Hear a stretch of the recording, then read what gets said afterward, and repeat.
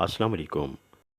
हज़रत लुकमान किसी रईस के ग़ुलाम थे और उसकी बहुत खिदमत किया करते थे।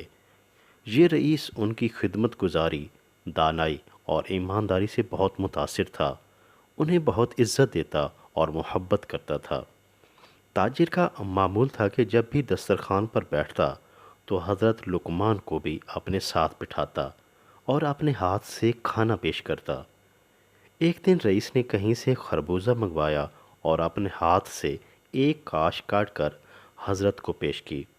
हज़रत ने वो काश खाई तो रईस ने पूछा कि फल कैसा है। हज़रत ने जवाब दिया कि अल्हम्दुलिल्लाह बहुत अच्छा है।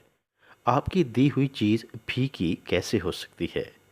रईस बहुत खुश हुआ, एक काश और काट कर आपकी खिदमत में पेश की। आपने वो भी नोश फरमा ली। इसी तरह रईस काशें काटता रहा और आपको पेश करता रहा। आप खाते रहे और तारीफ़ करते रहे। जब आखिरी काश बची तो रईस के दिल में आया कि इतना मीठा खरबूजा मुझे भी चखना चाहिए। जैसे ही उसने काश मुंह में रखी फ़ौरन थूक दी। खरबूजा तो इंतहाई कड़वा था, बहुत ही बदमज़ा। रईस बड़ा हैरान हुआ और उसने हज़रत लुकमान से पूछा कि हैरत है, आप इतना कड़वा खरबूजा मीठा कहकर खाते रहे, क्या वजह थी कि आपने मुझे बताया नहीं। हज़रत लुकमान ने सर झुका लिया और आहिस्ता आवाज़ में बोले, आका, मैंने आपके हाथों से दुनिया की शानदार नेमतें खाई हैं। ये पहली नेमत थी जो ज़रा सी कड़वी थी। मेरी गैरत ने गवारा नहीं किया कि ऐसे शख्स से शिकायत करूं जिसने हमेशा मुझे पहले खिलाया और बहुत अच्छा खिलाया।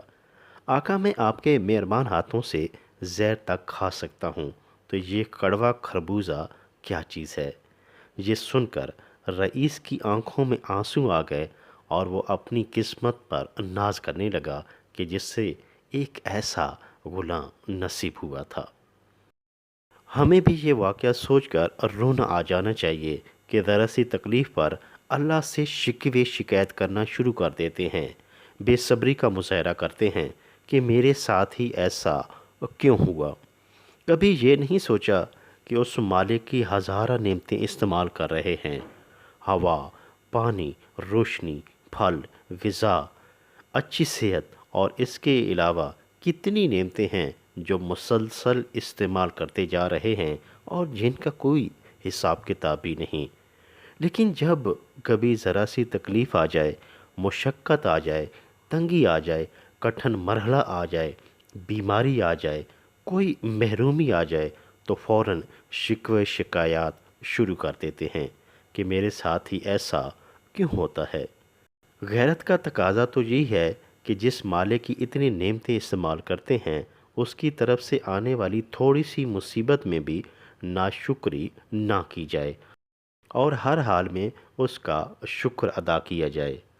हमारा यकीन कामिल होना चाहिए कि कठिन वक्त भी गुज़र जाएगा और अल्लाह ताला मुश्किल के बाद आसानी ज़रूर देगा।